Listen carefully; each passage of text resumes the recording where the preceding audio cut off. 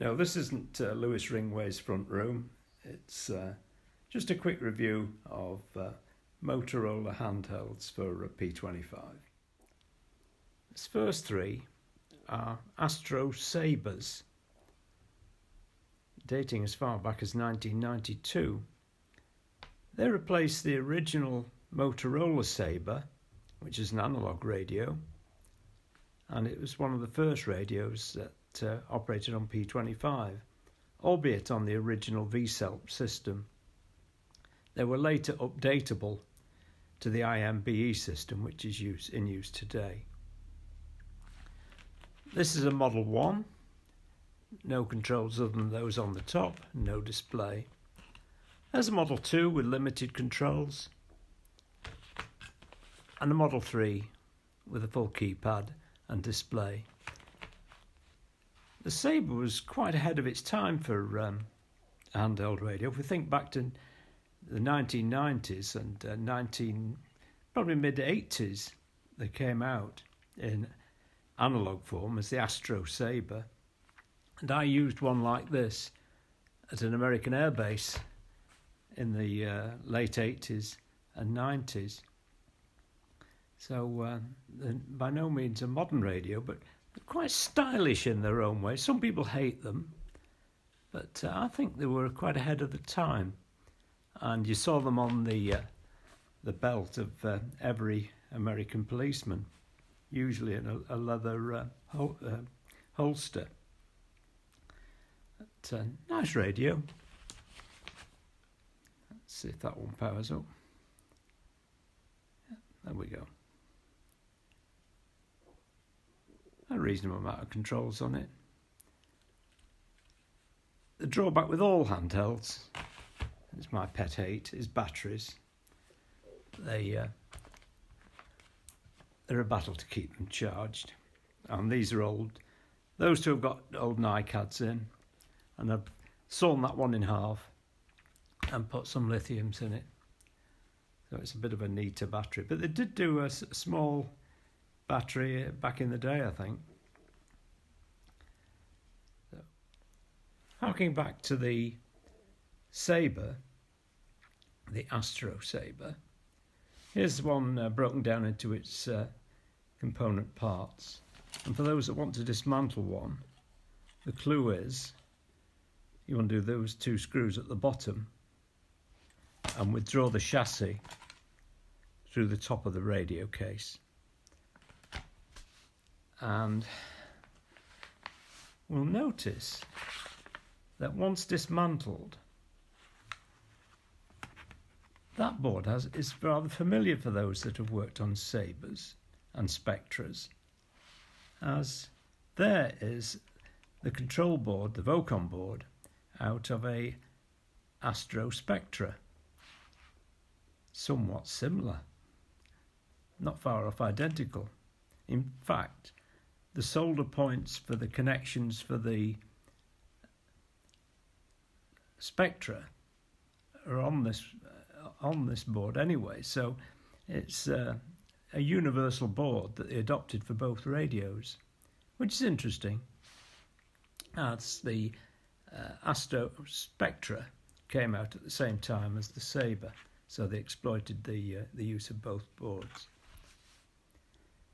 The important board that decides what band it's on is the RF board. So you could get an 800 meg radio, and with a bit of skill, judgment and SREC, you could create a VHF one should you find the appropriate board. The other one is just the front panel, but beautifully made radio. It's, I think they were, in their day they were probably over $1,000, maybe $2,000. So an expensive piece of kit for 1990s. The next radio that Motorola produced was the XTS 3000. Well, this isn't a 3000, it's a 5000 Model 1. But it's very similar externally. Internally, the XTS 3000 was a reboxed Sabre. restyled, and of course its battery was mounted on the back, therefore making it a smaller radio. And that is in fact a XTS 5000. The 3000 had a sort of curved bottom to that speaker grille. That's the way to identify them swiftly from the front. After the XTS 3000, which is really a reboxed Astro Sabre, came the XTS 3500, which there weren't that many produced, and I've never heard two brilliant reports about, and I've never seen one. I've seen one of these at a show. I've never had one. It's an XTS 4000, and there's the some of the spec. I'll let you freeze frame if you want to read that. It's it was for secret agents and people guarding presidents and the like.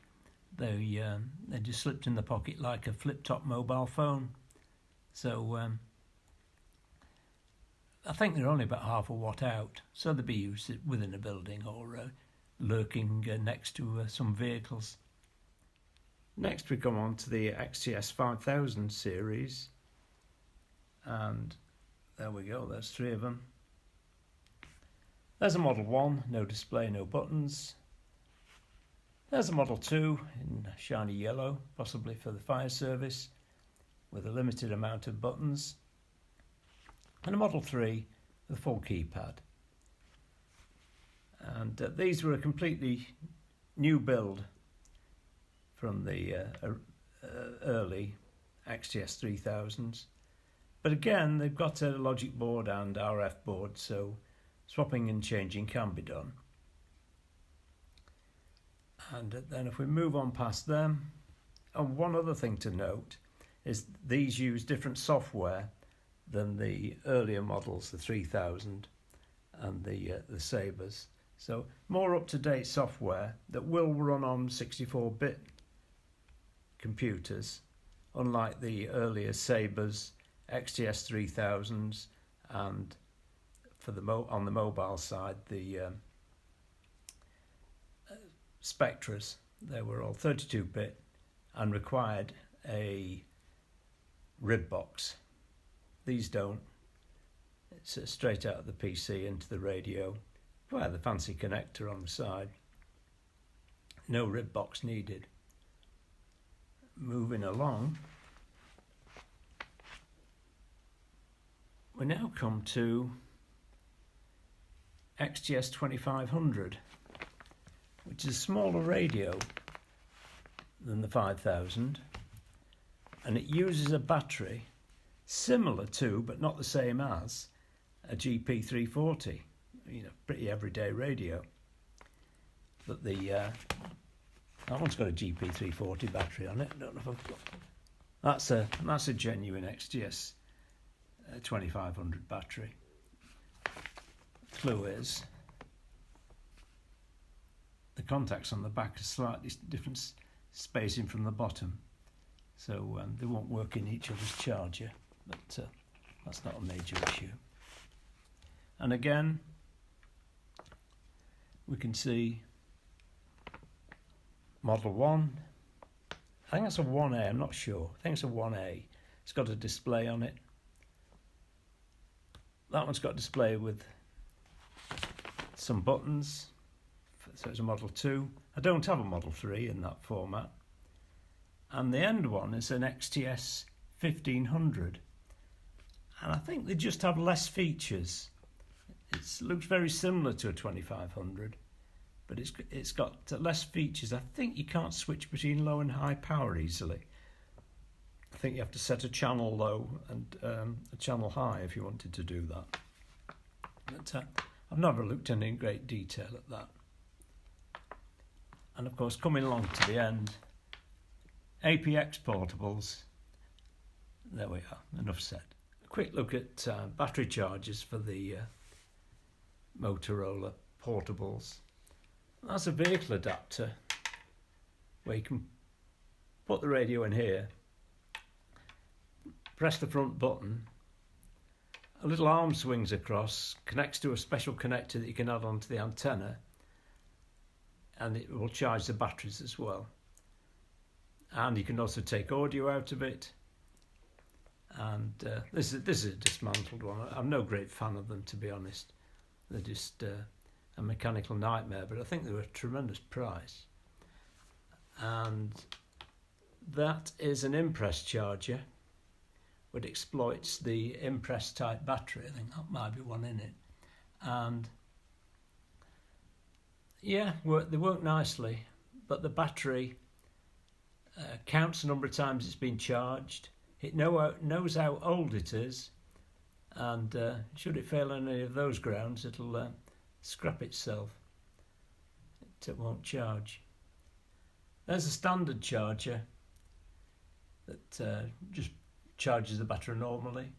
Those are a nice little unit.